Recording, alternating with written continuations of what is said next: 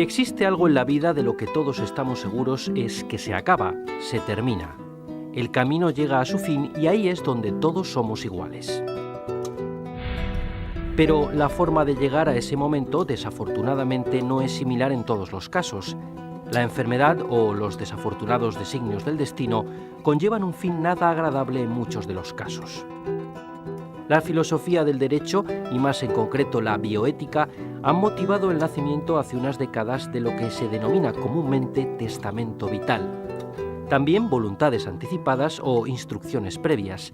Esos son los términos que representan los últimos preceptos para fallecer dignamente.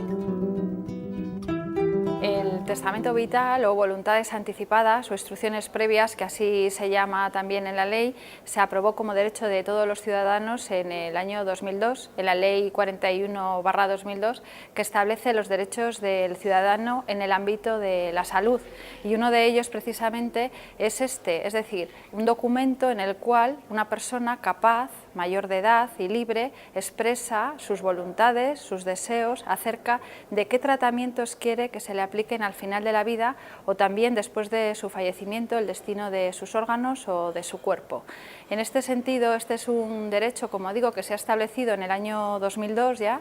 Todas las comunidades autónomas tienen regulación de estos instrumentos, de estos documentos, pero sin embargo nosotros, que llevamos varios años estudiando los temas de bioética, nos hemos dado cuenta que esto no ha sido transferido, no ha sido trasladado a la ciudadanía en general ni tampoco a los profesionales sanitarios, que muchas veces en situaciones concretas se encuentran con que no saben qué son estos documentos y los usuarios tampoco saben que tienen esta capacidad o tienen estos derechos.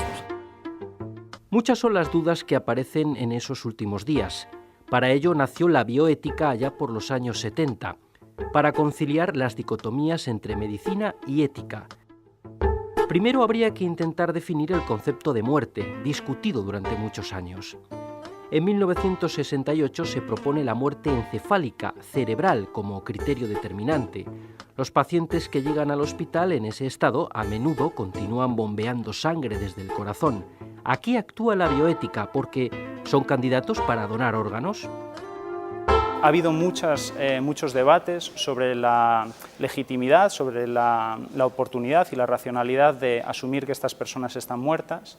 El tema de la personeidad o la capacidad de haber perdido la conciencia y la cognición es un criterio debatido por aquellos que consideran que si ese fuera realmente la justificación que nos permite asumir que la muerte cerebral equivale a la muerte, muchos individuos con una pérdida irreversible de la conciencia y la cognición, como los pacientes en estado vegetativo o los bebés anencefálicos, deberían también ser considerados como cadáveres, y ninguna legislación del mundo lo hace. Y luego, por otro lado, quienes justifican la equivalencia de la muerte cerebral como criterio de la muerte en nombre del supuesto papel integrador del cerebro, se confrontan a muchas evidencias que demuestran que los pacientes en muerte cerebral, correctamente diagnosticados en muerte cerebral, siguen manteniendo ciertas funciones integradoras. La conclusión es que muchas personas estaríamos de acuerdo en considerar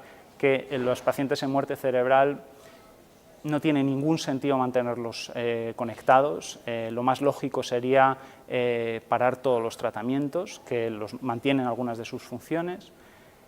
La inmensa mayoría de las personas estamos de acuerdo que deberían ser candidatos para la donación de órganos, ya que sus vidas, ellos no pueden aprovecharse más de sus vidas y sin embargo hay muchas personas que podrían beneficiarse de sus órganos. Por otro lado, el concepto tradicional de muerte ha venido determinado por la muerte cardiorrespiratoria. Partiendo del precepto de la donación de órganos, plantea el problema derivado de la isquemia, ya que los órganos pueden quedar dañados. Pero debido a la falta de donantes, se ha vuelto a considerar la muerte cardíaca como una posible situación de donación de órganos gracias al desarrollo de la tecnología médica. Aquí entra de nuevo la bioética. Esto plantea un problema que en muy pocas legislaciones se han planteado, que es cuál es la relación entre la muerte cerebral y la muerte circulatoria o la muerte cardíaca. Las leyes permiten considerar a una persona muerta cuando cualquiera de esos dos criterios se ha cumplido, sin necesidad de que se dé simultáneamente el otro. En el caso de la muerte cerebral, yo creo que eso plantea menos problemas éticos, porque el hecho de que un corazón siga latiendo no necesariamente implica la posibilidad de que esa persona pueda mantener alguna función cognitiva. En el caso de la muerte cardíaca, sí que plantea ese problema. Históricamente, en los hospitales se ha dado lo que se llama medicina paternalista.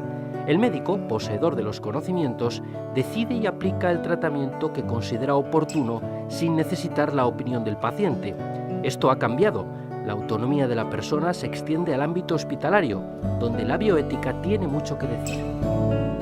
Hasta hace muy poco los médicos fundamentalmente decidíamos qué era bueno y qué era malo para un paciente. Hoy en día esto se ha acabado, afortunadamente. Hoy en día la decisión de qué tratamiento es bueno para un paciente, de cuánto tiempo tenemos que mantener ese tratamiento para un paciente, tiene que ser una decisión conjunta entre el paciente y el profesional sanitario. Eso lo defendemos desde el campo de la bioética a pies juntillas. Y por lo tanto en la salud como en la enfermedad terminal, la decisión del paciente informado es fundamental. Todo lo que vaya contra el deseo, los valores, las preferencias de un paciente informado es algo que va en contra de la ética y por lo tanto rechazable moralmente. La falta de una asignatura de bioética en las facultades de medicina, más preocupadas por formar a los alumnos en cuestiones teóricas y prácticas, provoca un vacío en los hospitales en este sentido. Para ello se creó el Comité Asistencial del Hospital de la Princesa, en Madrid, donde llegan cuestiones sobre cómo afrontar la muerte en un estado de irreversibilidad del paciente. Víctor Amaya es miembro de este comité. Y en la experiencia, ya casi 2 décadas que yo sigo formando parte de este comité, en mi condición de vocal, pues se ha puesto el acento principalmente en la formación del propio personal en aquellos aspectos éticos.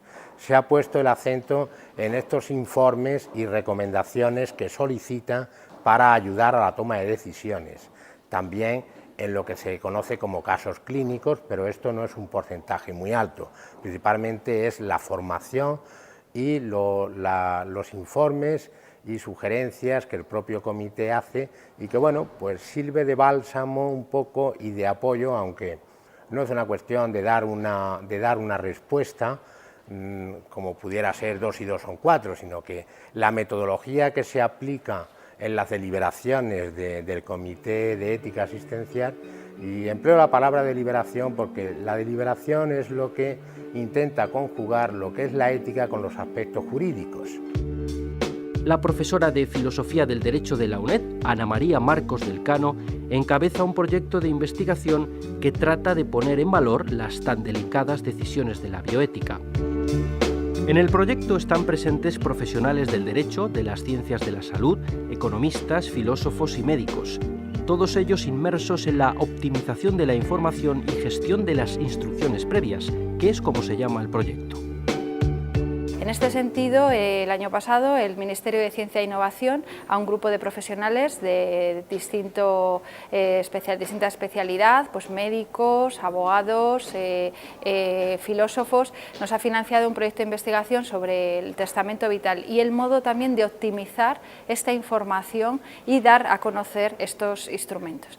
Es importante porque sentimos que en este momento en el que la muerte, digamos, que se aparta, es un momento, digamos, esencial para poder dialogar y afrontar todos juntos en la sociedad entera estas cuestiones, y más cuando la ley establece estos mecanismos para poder nosotros, cada uno de nosotros, decidir cuál es el momento en el que nosotros queremos morir, y no estamos hablando en ningún caso de eutanasia. En la página web del proyecto se puede encontrar información general, jurídica y práctica sobre todo lo relacionado con las instrucciones previas, voluntades anticipadas o testamento vital, 3 términos para una misma realidad. ¿No le tienes mucho aprecio a la vida? ¿Eh? Pues no. Yo a tu edad era igual. Estaba dispuesto a morir en cualquier momento. Precisamente por eso los jóvenes son los mejores mártires. Es paradójico, pero al envejecer te apegas a la vida. El grupo de Empiezas a investigación prepara eventos y conferencias para dar a conocer sus conclusiones y para intentar solucionar las dudas de la sociedad en cuanto a morir dignamente. La última conferencia constó de un cineforum organizado alrededor de la película franco-canadiense Las invasiones bárbaras, de Denis Arcand, una reflexión sobre cómo afrontar la enfermedad terminal de forma autónoma y rodeado de los nuestros, en un ambiente donde los valores clásicos se están perdiendo frente a esas invasiones actuales. Nadie sabe nunca lo que va a ocurrir. Salvo yo ahora. Yo sí lo sé. ¿Y le asusta? Sí. No quiero abandonar esta vida. La he amado tanto, no puedes ni imaginarlo. Dentro del proyecto Testamento Vital hemos elaborado dos tipos de cuestionarios. Un cuestionario para los usuarios del sistema de salud, que puede ser cualquier ciudadano, y otro para los profesionales sanitarios. Entonces, de las conclusiones que extraemos de hacer el cuestionario a estos usuarios es que, primero, lo que iba diciendo, que no tienen conocimiento de lo que es el testamento vital. Lo relacionan quizás sí con decisiones después de la muerte, ¿no? Tipo donación de órganos es el concepto más común que se suele tener. O también lo relacionan, pues la propia palabra testamento, ¿no? Con cuestiones legales relativas a la herencia. Y a la hora de preguntarles qué tipo de contenido, cuando ya les explicas en lo que consiste la figura,